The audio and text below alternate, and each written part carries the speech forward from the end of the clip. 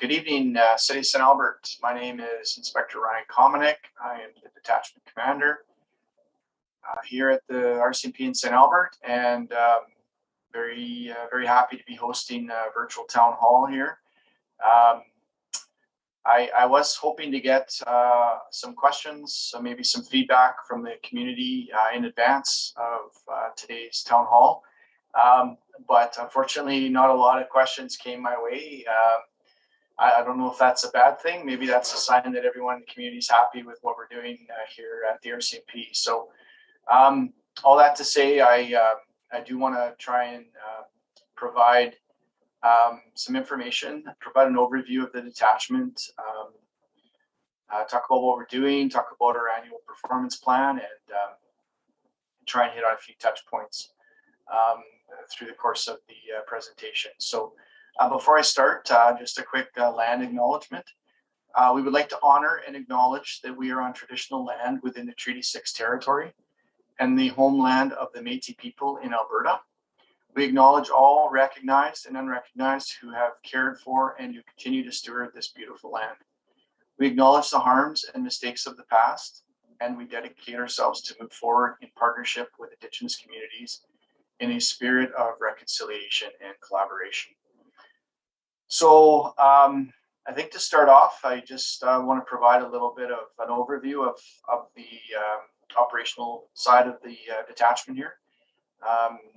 The detachment is comprised of 70 regular members. So those are officers in both uniform and in plain clothes. So I'm the officer in charge. I have two staff sergeants that provide oversight on the general duty side as well as the operational support side. So on the operational support side, we have a supervisor sergeant, and below the sergeant is 5 units. So starting with the general investigation section. So the general investigation section has a corporal unit commander with 5 investigators. So the general investigation section covers some of the more complex investigations here for us in the city. Investigations such as complex property crimes, persons crimes, serious assaults, aggravated assaults, sexual assaults, assaults with children, etc. So they are plainclothes, so they do spend the majority of their time working on investigations, and you will not see them typically out on the roads as they're not in uniform. The other unit is our drug enforcement unit. So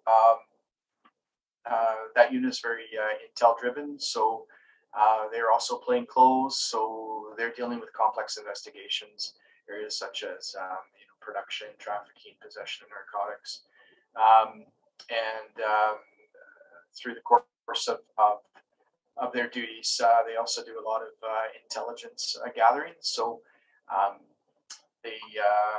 they'll cultivate confidential informants.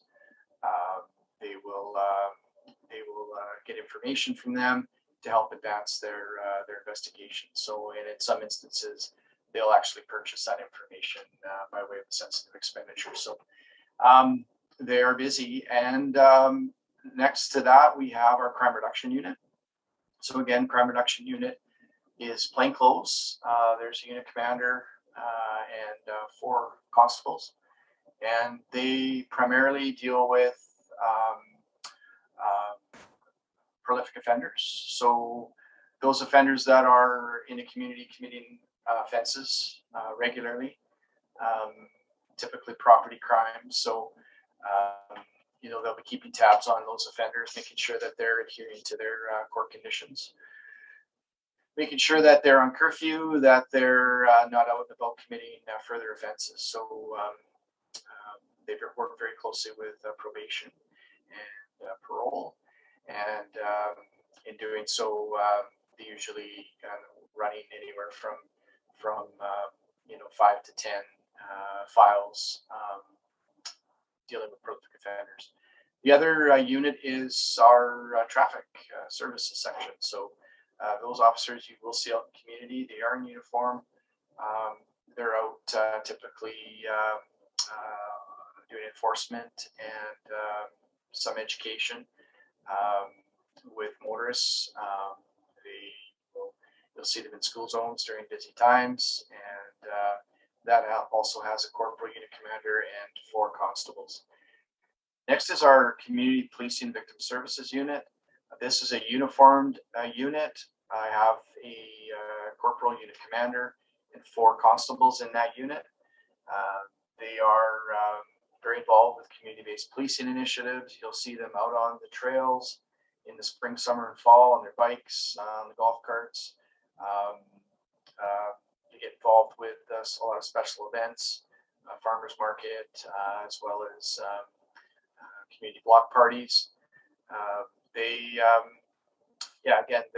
It's a uniformed unit, and they serve during the school year. They're in the schools, so they're school resource officers, and they'll deliver school programs such as DARE, which is now the new and improved Botvin Lifeskills, which I'll touch on later.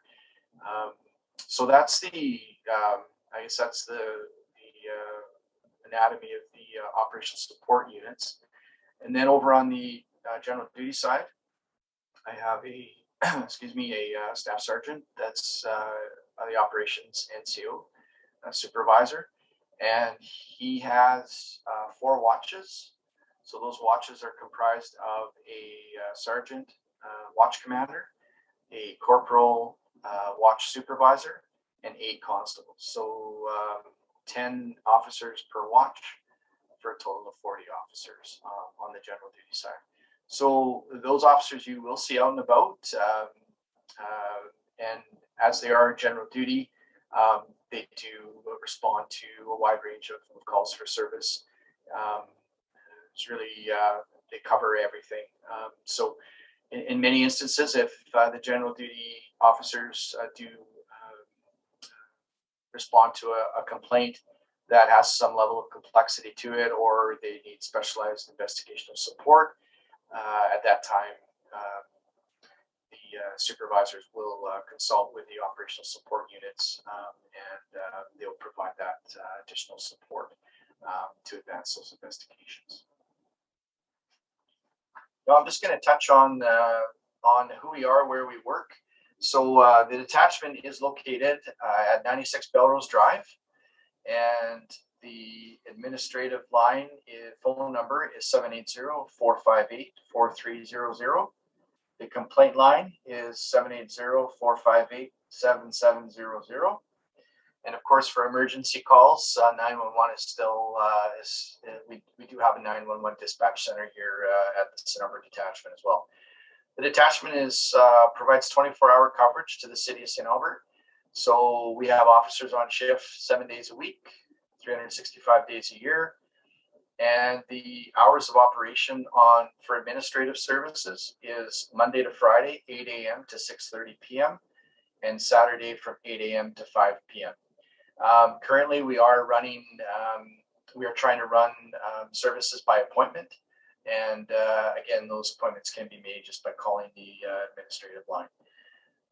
Some of the administrative services offered here at the detachment include criminal records checks, vulnerable sector checks, general information, and of course, people can provide non-emergency complaints. They can provide statements here at the detachment, or provide details in relation to a complaint that they wish to make. So that's just an idea of who we are and where we work. So I'd just like to talk a little bit about our annual performance plan, also known as the APP. It really provides the framework for the RCMP here in St. Albert for what services we're delivering to the community, what priorities we want to establish, and typically around this time of year, January, February, I start to engage the community. I start to discuss and consult with the policing committee as to what those priorities need to be. Currently, in the 2021-22 fiscal year, which is April 1st to March 31st.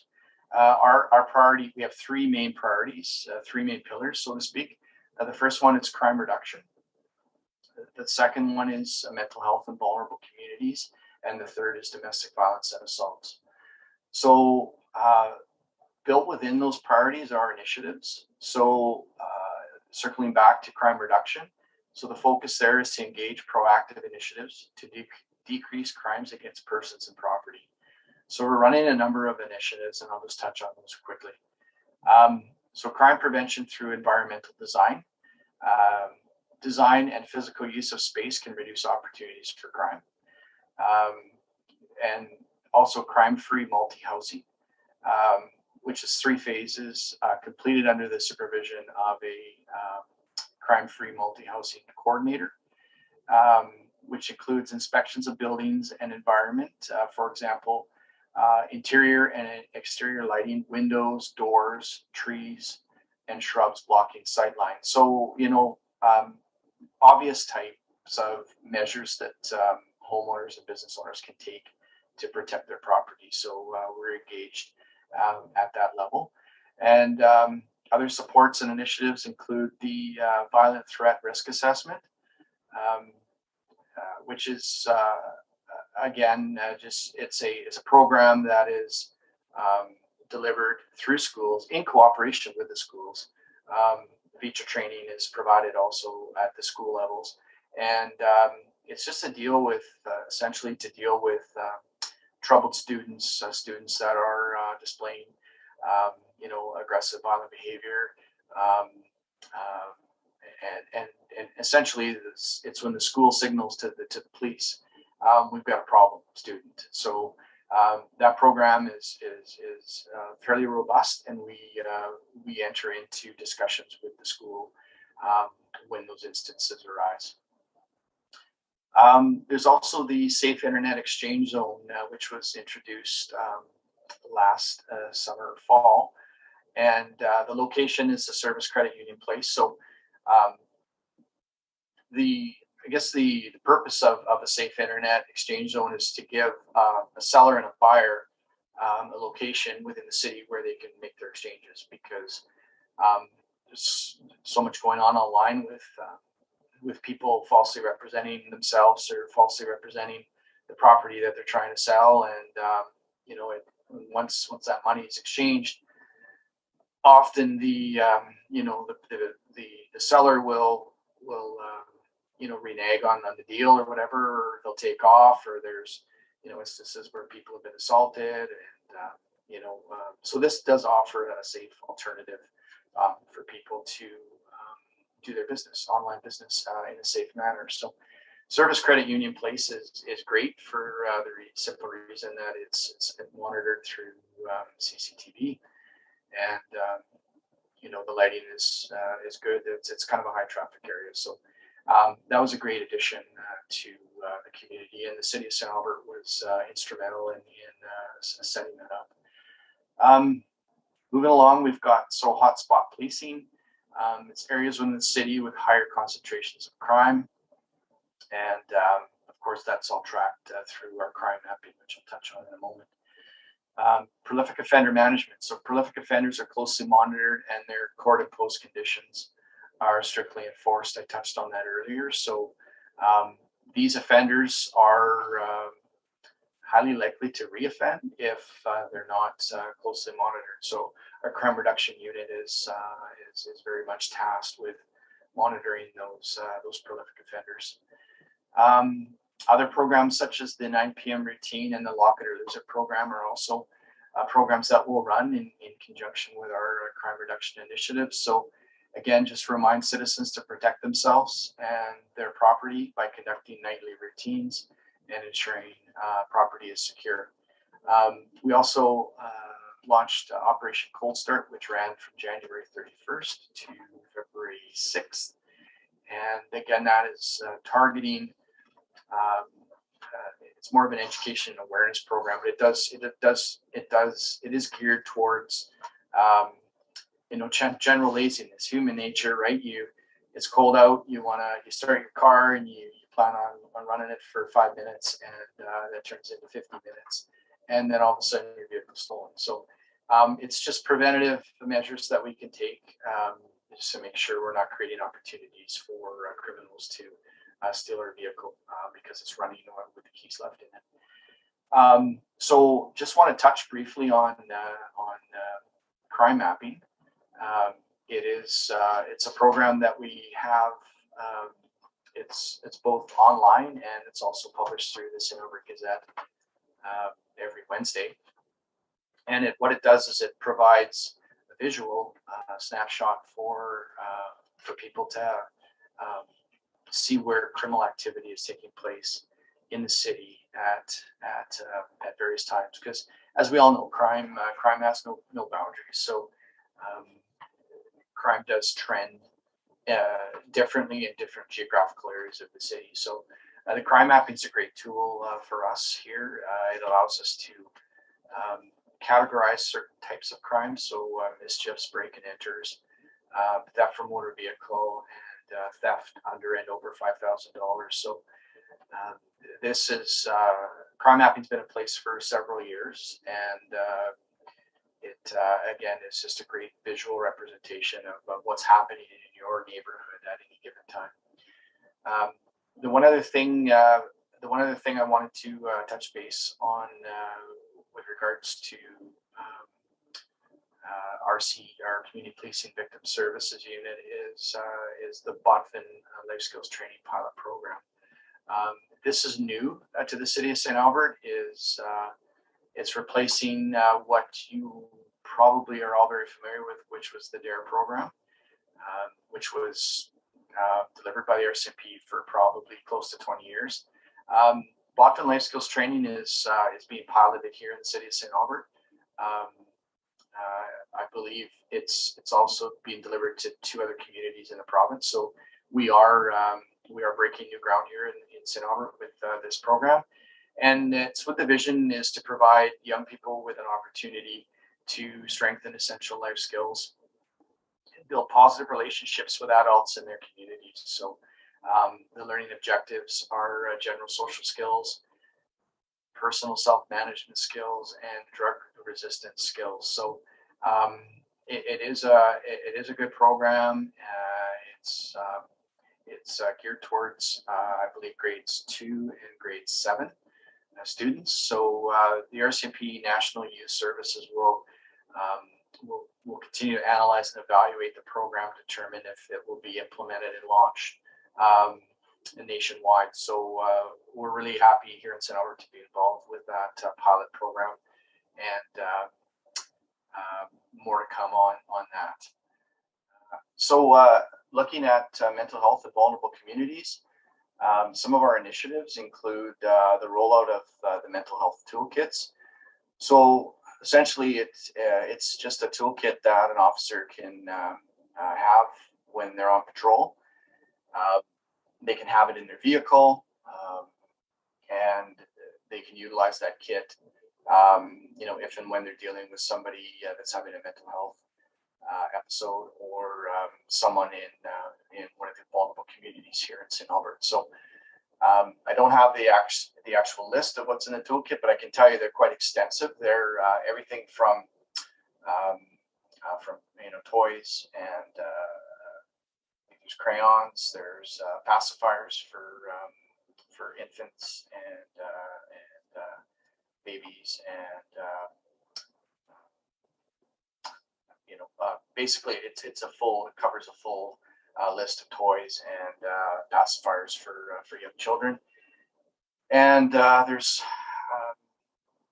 just a number of items that people in crisis would be looking for from the police. So we're able to provide that through these toolkits. So we've got them available for all our officers, and they will use them as and when needed. And it's definitely going to be a good addition to our officers when they prepare to go on shift.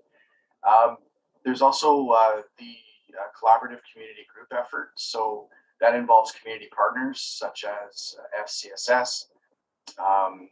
We've also got the violent threat risk assessment training, which is going to be directed at schools, and it's a great partnership that we have with both the public and Catholic school boards here in the city to deal with violent threat risk assessments, essentially in the schools. So if students are displaying, or if their behavior is on that spectrum, then we enter into those discussions with our VITRA stakeholders and make sure that student provides the necessary support to help them get through those difficult times.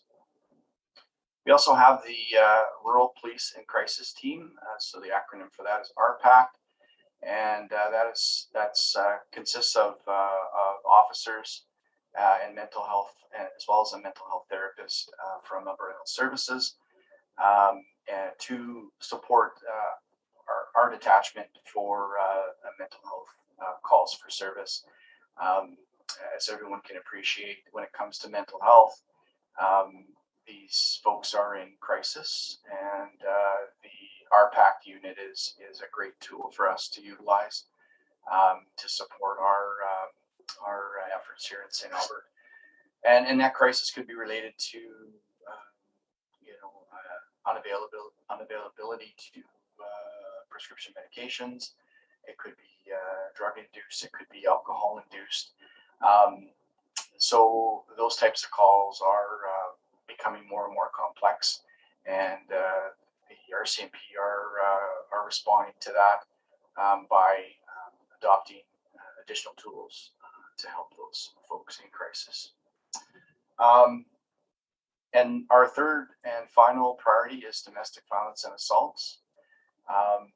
So it's proactively addressing instances of ongoing or repetitive domestic violence, spousal and gender-based violence. So there's obviously a lot going on with domestic violence. It's always evolving. The focus as of late is education and awareness for the community. And we've adopted, within that priority, some initiatives to help us make sure that we're providing the best service we can to the community. So the introduction of Clare's Law, that was some recent legislation that many of you may have heard of. And essentially it provides a victim with the opportunity to make a request of the local police of jurisdiction as to whether or not their partner's been involved with previous domestic violence incidents. And it's a great tool for those that are entering into any relationship that perhaps want to know more about their partner, their intimate partner. So a big piece of Clare's Law is, like I said, public awareness and education. And Clare's Law is the requests for Clare's Law. We haven't received many to date, but we have received a few. Those requests are being monitored by our domestic violence investigators. So we have a team of investigators that are subject matter experts, very knowledgeable in the area of domestic violence. So they will typically get involved with our general duty members to assist in those investigations, provide them with additional tools to make sure that those investigations are done thoroughly. So Domestic Violence Awareness Month is the month of October. So and the Prevention of Violence Month is November. So we're a ways away for the 2022 calendar year. But there'll be a lot coming out from the St. Albert Detachment in regards to that. Ongoing media and social media campaigns, and tools for access, services provided, services available in the community through our community stakeholder groups. Many have also heard recently, I know it was picking up a lot of attention prior to the holiday season, but the Signal for Help campaign. Again, it's just another tool that the police can use to assist victims. It's also a great tool for victims who are looking possibly for other outlets to be able to communicate and share information with the police or with a family member that that they perhaps are in trouble due to an intimate partner or domestic violence incident. And collaborative community group efforts. So again, St. Albert's unique in the sense that there are a lot of great community support groups. I mentioned earlier the SAFE, and that's there's also the so SAFE is one group. FCSS is another group, and there's also a community coalition that's been formed, and we have officers that are involved with those discussions on a monthly basis. So lots going on there. And that group is called the St. Albert Domestic and Sexual Violence Community Response Committee. It's a bit of a mouthful, but it's just a committee that consists of a lot of stakeholders in the community, people that all share a common interest, and they meet monthly to discuss any trends or any efforts that can be considered to provide that wraparound service to victims. So in our victim services unit and the St. Albert Community Village are again very involved with this initiative. And our victim services unit again consists of volunteer advocates that are able to assist our officers to go out and help them deal with victims of crime, and specifically victims of domestic violence and assaults. So those are the three priorities, like I said, within those priorities are our initiatives, and we have worksheets and activity owners that report regularly on progress that we have with those initiatives. So again, this is all very highly supported through the St. Albert Policing Committee. They're very involved with not only establishing those priorities, but with providing support to myself as a detachment commander, making sure that those priorities and initiatives are on track. So moving on to some statistics that I'd be happy to share this evening. Just looking at total calls for service. So I'm speaking about calls for service here in St. Albert within the calendar year, so January 1st to December 31st. So these are total calls for service. So this is everything from A to Z. So in 2016, the detachment received a total of 12,964 calls for service. And in 2021, so this is a 5-year comparable, in 2021, received a total of 13,629 calls for service. So a bit of an increase. And then between 2017 and 2020, those calls for service range between 12,500 and 13,000, give or take. So just to give everyone an idea of the number of calls that we deal with here in St. Albert, that's a good measuring stick.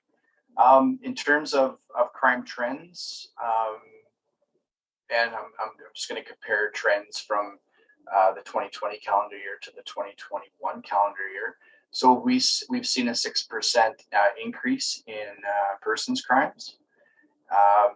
We've seen a 3% decrease in property crime, and a 3% increase in other criminal code. So some marginal differences there, but fairly unchanged. Other criminal code just means anything that isn't categorized as a property crime or a person's crime. So, and then we've seen a 17% increase in break-and-enters, and an 18% decrease in theft of motor vehicles. and a 9% decrease in theft under $5,000. So just a few statistics of interest that I wanted to share. And just to touch on a couple other statistics here that are related to the annual performance plan, and specifically Mental Health Act in vulnerable communities. We've seen a 25% increase in mental health category calls for service from 2017 to 2021. The calls for service went up from 450 to 561. So again, that's a 25% increase, and that trend is again just indicative of the fact that mental health continues to be a community problem, and as the police, we're certainly a stakeholder in that problem, but it is a community problem. And we're doing all we can to try and make sure that we're providing the best service we can to those in the community that are dealing with mental health and are in crisis. Similarly, the spousal abuse category, again, it's part of our annual performance plan. It's one of our priorities, and we've seen a decrease actually of 15% compared to from 2017 compared to 2021. So 599 down to 512, and a very significant decrease from 2020 to 2021. So 656 calls in 2020 down to 512 in 2021. So, I've been asked why such a decrease for spousal abuse, and I don't have the answers, but I can, I think a lot has to do with resiliency in the community. So you've got perhaps people that in 2020 were responding adversely to the COVID crisis, and in 2021, those numbers dropped significantly. So maybe that's just evidence of resiliency in the community. I'm not sure exactly why that is, but nonetheless, it is a good trend. It's good to see. From my standpoint, it's good to see that that the domestic violence calls for service are dropping. So just a couple of statistics of interest there. I'm going to spend a few minutes here talking about the Crime Severity Index. It's called CSI. And on July 27th, 2021, Statistics Canada released their annual report, Police Reported Crime Statistics in Canada 2020. One portion of this report contained the calculated CSI values for 2020, as well as revised values for 2019. So I just want to present on the CSI values here for the city of St. Albert. And I want to provide just a little snapshot of the Crime Severity Index and what it means and what it's about. So the St. Albert Municipal Detachment's 2020 CSI value is 51.2. This is a decrease of 15.1% when compared to the newly revised 2019 CSI value of 60.2. The overall CSI in Alberta for 2020 was 107.4, which is an 11% decrease when compared to 2019. The chart to the right shows the CSI values for the St. Albert Municipal Detachment from 2015 to 2020. So,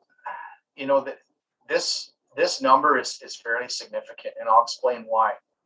So the CSI is really it tracks changes in the severity of police reported crime by accounting for both the amount of crime reported by police in a given jurisdiction, as well as the relative seriousness of these crimes. It tells not only how much crime is coming to the attention of the police, but also how serious that crime is. So that is basically what the CSI index is about, or the crime severity index is about. So again, if I go back to the CSI value for St. Albert being 51.2 and the provincial average being 107.4, that's half.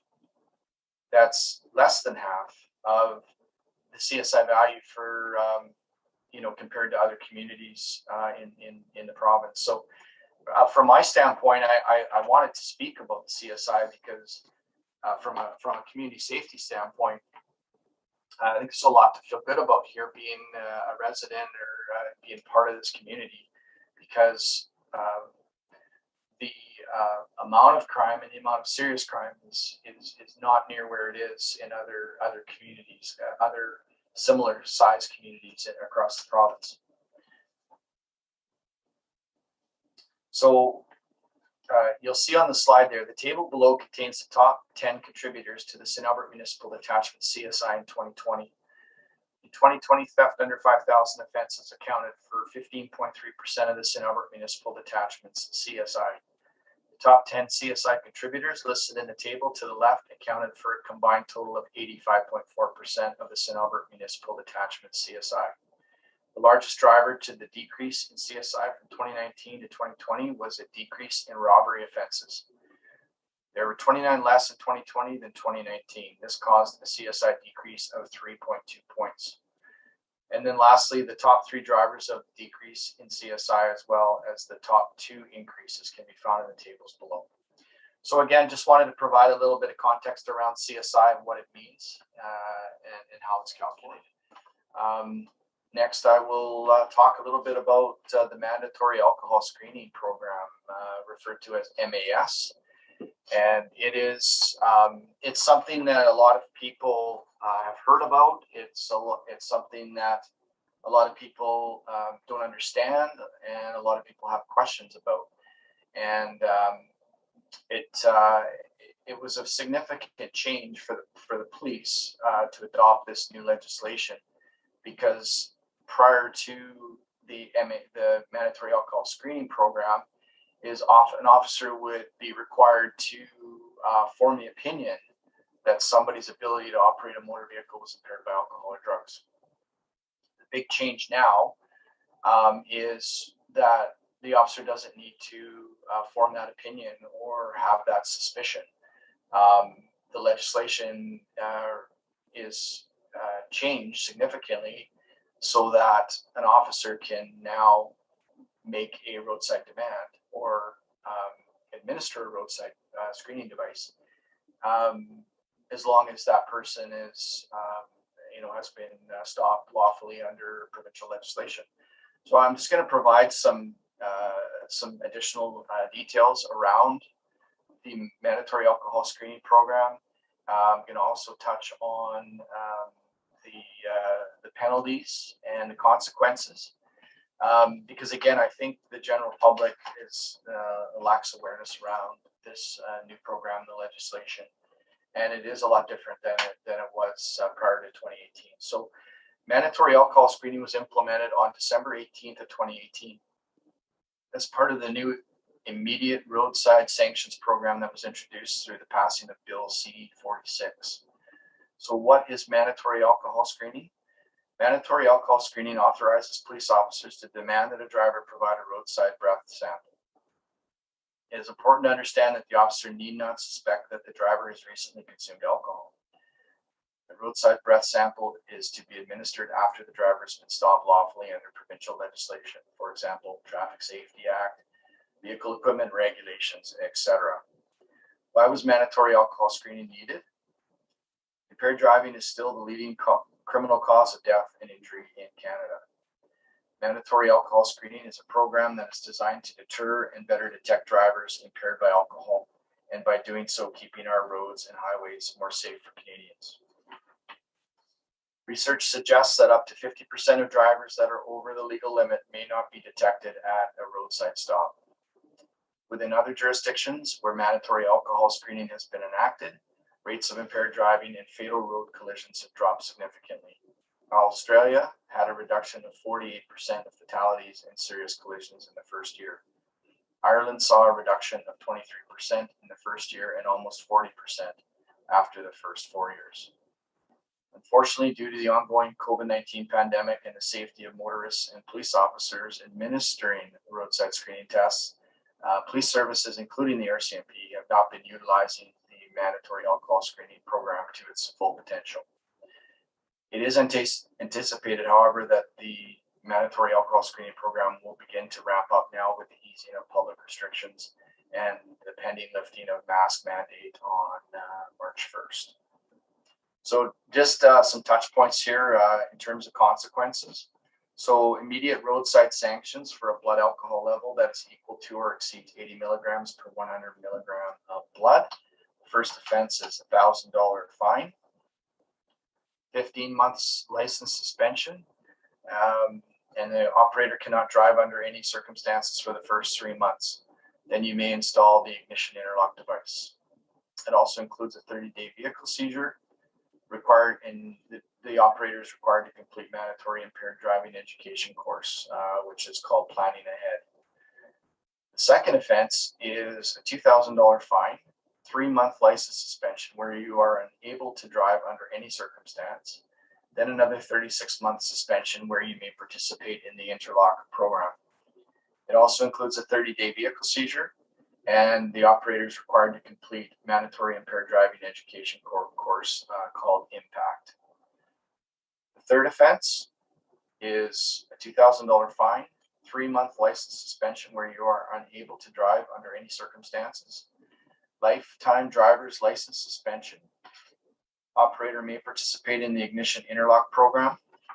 After 10 years, you can apply for driver's license reinstatement and removal of interlock requirement, and an application does not guarantee removal of lifetime suspension. So very significant penalties for any subsequent charges.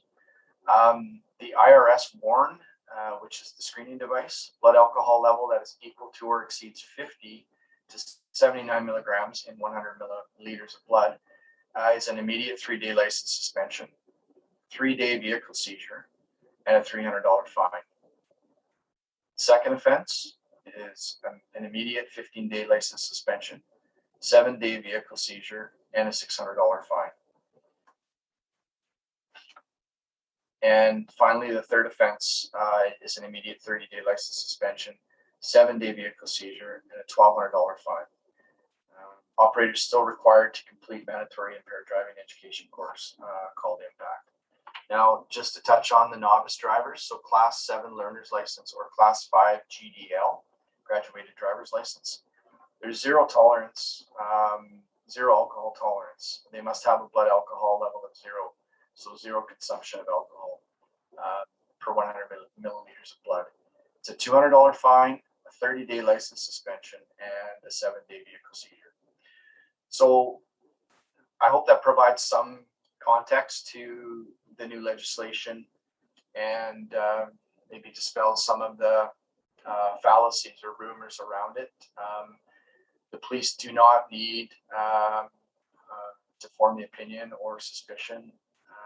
They can administer that test at any time. There's also some really good information on the MAD Canada website if you'd like more information about the program and sort of the background and history behind the program. I know MAD Canada was certainly one of the drivers behind that new legislation. So you can go to the MAD Canada website and just within there you can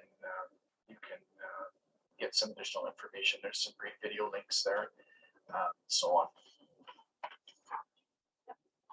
Okay, now I'm going to move forward to talk about some crime prevention tips. The RCMP here, we do release monthly crime prevention tips.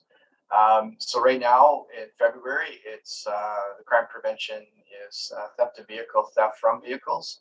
So just some tips from a crime prevention standpoint: lock vehicles and garage doors, remove all valuables from your vehicle, use a steering wheel lock, remove garage door opener from your vehicle, use vehicle tracking systems where you can, park in well-lit areas, and never leave your vehicle running with the keys in it. So some of that stuff is fairly straightforward.